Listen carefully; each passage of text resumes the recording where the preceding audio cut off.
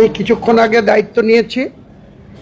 প্রাক্তন মুখ্যমন্ত্রীর ছবি থেকে থাকলে আগামী দিনে আবার সেটা যাতে এস্টাবলিশড হয়, বা যেটি ওনার প্রশ্নের উত্তরে আমি বলি, বাংলার গণতন্ত্রে না, গোটা ভারতবর্ষের সংবিধান বা গণতন্ত্রে রাজনৈতিক ব্যক্তিত্বরা যেমন ইলেকশন কমিশনের দ্বারা যারা নির্বাচিত হয়, তাদের অনেক জায়গাতে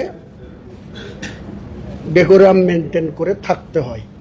যিনি বলছেন যে রাজনীতিক মুক্ত করবে, বলতেই পারেন, কিন্তু তেনাকে আগে করে দেখাতে হবে। তেনার লোকরা যদি রাজনীতির সঙ্গে সঙ্গে আরও কোনো জায়গায় গিয়ে বসে পড়েন আর উনি মুখে বলবেন যে রাজনীতি মুক্ত করতে হবে, এটা তো কোনো প্রশ্ন হতে পারে না। আপনারা জানেন কল্যাণ চৌবে IF প্রেসিডেন্ট হয়েছিলেন। তিনি কি লোকসভায় 2019-এ, আমি বিজেপির ক্যান্ডিডেট ছিলাম, উনিও কৃষ্ণনগর কেন্দ্রের ক্যান্ডিডেট ছিল, আমিও পরাজিত হয়েছিলাম, উনিও পরাজিত হয়েছিল, তো তিনি কি করে IF প্রেসিডেন্ট হলো? অমিত শাহজির ছেলে, তিনি কি করে এসছেন? কোন জাদু বলে এসছেন? বলা অনেক সহজ, কিন্তু বেসিক কাজ করার ক্ষেত্রে নিয়ম ভারতবর্ষের সংবিধানে শুধু একার কারোর জন্য না, সংবিধানটা সেইভাবেই তৈরি আছে। আমরা এটুকু বলতে পারি, আপনাকে অ্যাসিউর করতে পারি যে ক্লাবের মধ্যে কোনো রাজনীতি থাকবে না। আমি রাজনৈতিক ব্যক্তি, বিধানসভার সদস্য, আমি বিধানসভায় গিয়ে আমার রোল প্লে করব। এই ক্লাবের বাইরে গিয়ে আমি যে কোনো জায়গায় রাজনৈতিক প্রেস করব বা আপনাদের মিডিয়া পার্সনের কোশ্চেনের জবাব দেব। একটু আগে উনি বলছিলেন, আমি সঙ্গে সঙ্গে বলেছি যে ক্লাবের মধ্যে কোনো রাজনৈতিক কোশ্চেন করবেন না, আর আমি সেই কোশ্চেনের কোনো উত্তর দেব না। দিদির দলে দিদি কোনো বন্ধু নেই, সবাই দিদির শত্রু। যারা দিদিকে রামকৃষ্ণদেব বলেছিল, তারা দিদিকে এটা বলার পরে বাথরুমে গিয়ে ঠিক করে এসেছিল। এটা দিদি বুঝতে পারেনি যে মুরগি করার জন্য বলেছে। কাজী মাসুম আক্তাররা বারবার সতর্ক করেছে, দিদি শোনেননি। এরপরে দিদি কোথায় থাকেন দেখার। উনি কি দুবাই যাবেন ভাইপোর সাথে? আর ভাইপোর প্রেম কিন্তু ইতিহাস হয়ে যাবে। ভাই নয়, ভাইপো চাই, ভাই বাধ্য, আর ভাইপো আস্ত গ্রহণীয়। তার জন্য ধ্বংস হয়ে গেল। ভাইপোকে চুরি করতে দিতে হবে, ভাইপোকে নষ্টমী করতে দিতে হবে, ভাইপোকে নোংরামি করতে দিতে হবে। আমি ধ্বংস হয়ে যাই। এটা ভাইপো না অন্য কিছু বলুন তো?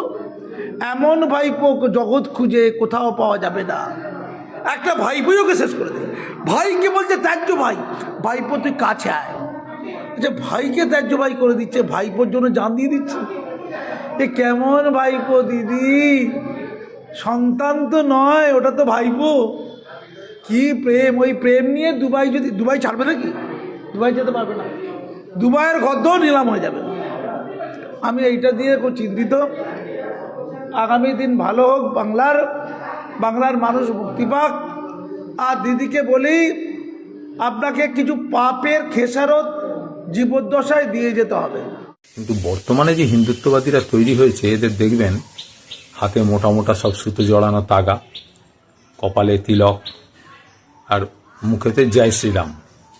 আচ্ছা, রাম তো ভগবান বলে তারা মানে, তো সেই রামের প্রাণ প্রতিষ্ঠা মোদি কি করে করে? তাহলে কি এতদিন রাম মৃত ছিল? তাহলে কি রাম কাল্পনিক? যে মোদি প্রাণ দিতে তবে রামের প্রাণ তৈরি হলো? এই যে ভণ্ডামিগুলো, এই ভণ্ডামিগুলো তো বন্ধ হওয়া উচিত। কিন্তু আমাদের দেশের যে সুপ্রিম কোর্ট, এটা সব যে এখন একটা ওঁছা জায়গা। আমাদের রাজ্যের হাইকোর্টের তবু একটা অস্তিত্ব আছে, সেখানে একটা ন্যায় বিচার পাওয়ার সম্ভাবনা আছে।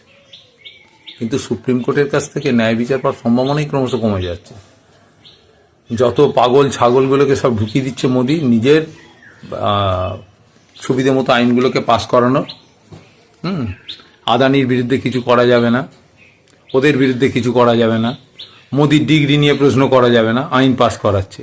মানে এরা এত ভীরু, এত কাপুরুষ, মানে নপুংসক এরা সব একটা, যে এদের সাহসে কুলে না যে হ্যাঁ লোকের মুখোমুখি বসবো। মোদি আজ পর্যন্ত কোনো সাংবাদিক সম্মেলনে বসেনি। নরওয়েতে গিয়েছিল, সেখানে একজন প্রশ্ন করতে কোনো উত্তর না দিয়ে পালিয়ে গেল। এত ভীতু, এত কাপুরুষেরা, এত মিথ্যেবাদী, মানে এরা যে পাপ করে যাচ্ছে, হ্যাঁ, পাপ অর্থে এমন যে কাজগুলো করে যাচ্ছে, মানুষের কাছে এরা আজীবন ঘৃণার পাত্র হয়ে থাকবে। ইতিহাসের পাতায় এরা একটা ঘৃণ্য জীব হিসেবে বেঁচে থাকবে, অমিত শাহ, মোদি এরা। আচ্ছা, এই যে গুজরাটিগুলো যেগুলো হাজার হাজার লক্ষ কোটি টাকা আমাদের দেশ থেকে মেরে পালিয়ে গেল, তার মধ্যে কিন্তু একটা মুসলমান নেই। বললে সব পেছনে কুড়কুড়ি লাগবে, সব হিন্দু লোক। আচ্ছা, অনিল আম্বানি, তার 30,000 কোটি টাকা ঋণ 26 কোটি দিয়ে রফা হয়ে গেল। কি করে হলো? তাহলে এই যে 30,000 কোটি টাকা, ওইটা কে মেটাবে? ওই ঋণটা মেটাবে ভারতবর্ষের আমজনতা। মেড়া, গান্ডু, এই সমস্ত অন্ধভক্ত, গোবর খেকো, মুত খেকো, এরা এগুলো বোঝে না, পড়াশোনা করে না তো, আকার মূর্খ তো, আকার মূর্খ। আর এই আকার মূর্খ করে রাখতেই চায় সরকার। জানে মূর্খ যদি তৈরি করে রাখা যায়, তাহলে তাদের দেশ চালাতে কোনো অসুবিধা হবে না, ভোট পেয়ে যাবে। যা হোক একটা নিয়ে লেগে পড়ো, ভোট দিয়ে দেবে। আকার মূর্খ এরা। কি হচ্ছে দেশটার, কোন অবস্থায় নিয়ে যাচ্ছে।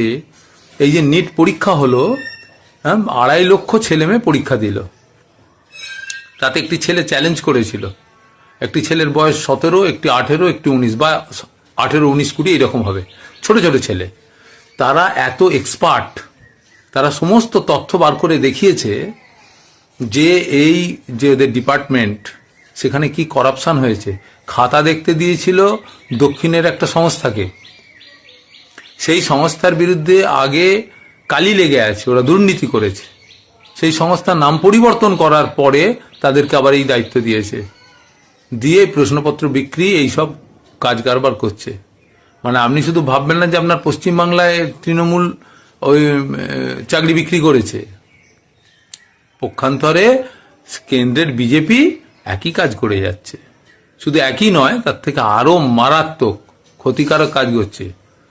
এখন নতুন সরকার এসেছে আমাদের রাজ্যে, হিন্দুত্ববাদী সরকার। তাদের অনেকের গায়ে লাগবে। আমাকে যেমন একজন বললো, ভ্যাট বকা বন্ধ করো। ভাটও বলতে পারে না, বলে ভ্যাট। আর বকা নয়, বোকা। ভ্যাট বোকা বন্ধ করো, স্বপন পাল বলে লেখা রয়েছে কমেন্টে। তাকে যে যা উত্তর দেওয়ার, আমার যারা ভিডিও দেখেছেন তারা যে যেমন উত্তর দেওয়ার দিয়েছেন, আমি তার সঙ্গে আর কথা বলিনি। কারণ এরা অশিক্ষিত। লেখাপড়া শিখলে শিক্ষিত হয় না, লেখাপড়া শিখে আত্মস্থ করলে শিক্ষিত হয়।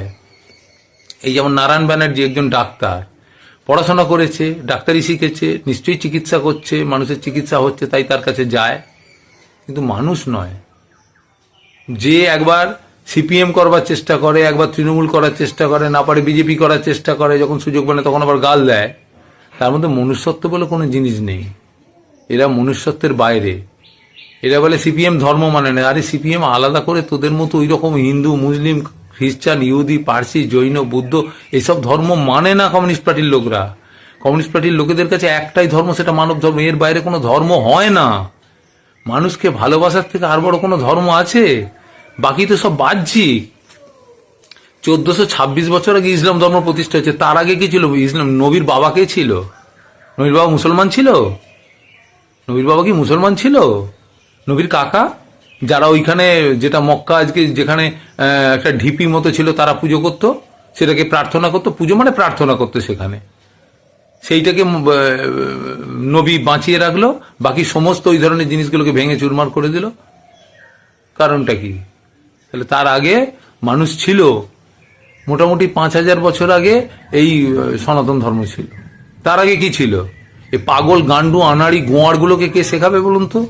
এরা বই পড়লো, শুধু পরীক্ষার খাতায় লিখে আসে, এরা শুধু কিচ্ছু মনে রাখে না।